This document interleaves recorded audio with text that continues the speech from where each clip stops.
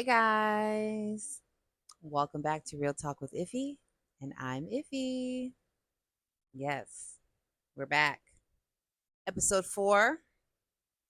I had a birthday bonus episode on Saturday because it was my birthday, and I gave y'all my real full name, which is Ifejulaful. So don't you forget it. Don't you forget it. Okay, so we're just gonna go ahead and get right into this. We're not gonna waste no time, child, because to be honest, I'm tired. I'm still recovering from the birthday.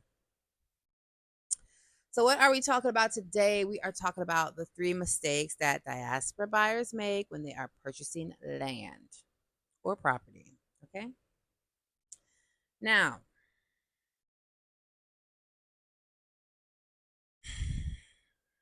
listen, Linda, I'm gonna say it, okay? And I've said it before, and I'm gonna say it again, okay? Trusting family members blindly. Y'all need to stop. Y'all need to stop doing it. And listen, I know it sounds harsh, but just because it's family doesn't mean that they know what they're doing. And then you guys be so upset when they mess up or mess something up for you or cost you money, but it's like, well, they weren't professionals. It is not their industry.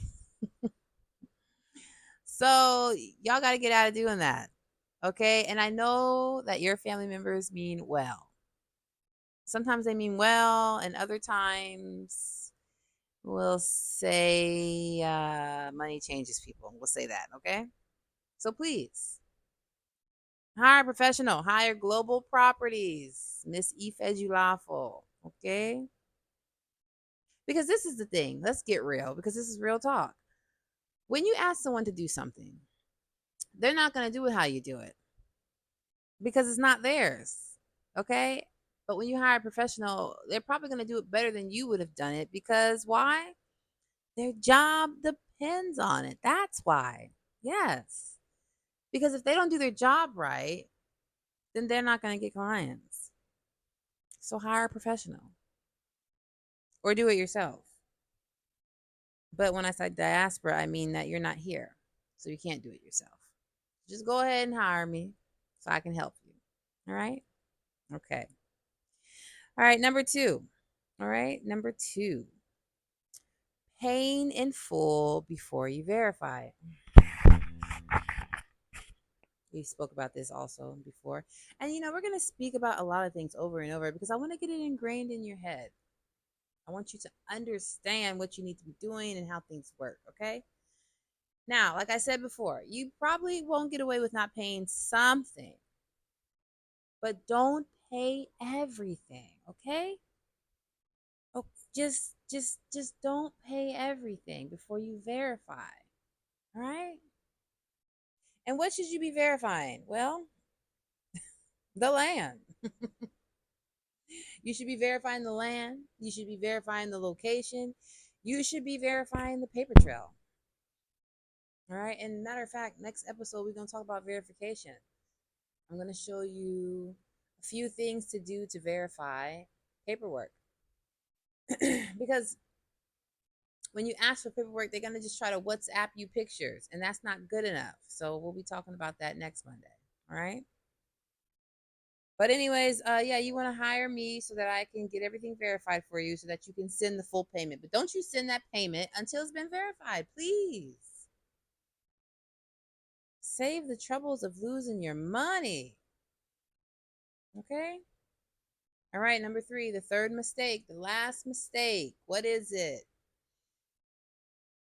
Not planning for long term. And what do I mean when I say not planning for long term? Okay?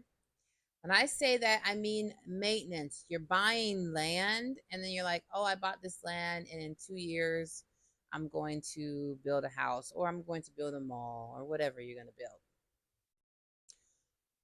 If you just let that land sit for the 2 years, listen, Linda, it ain't going to be your land. You're going to have to come up in here and pay all types of money and go to court to get that land and get everything that's been built on that land bulldozed off. And it's going to cost you some money because they ain't going to pay for it. Okay? So when you are purchasing land, you got to maintenance, you got to have somebody checking up on the land, okay? And like I said, don't hire your family members to do it because they're going to be calling you saying, I checked up on the land, and they didn't check up on the land because they didn't feel like doing it, okay?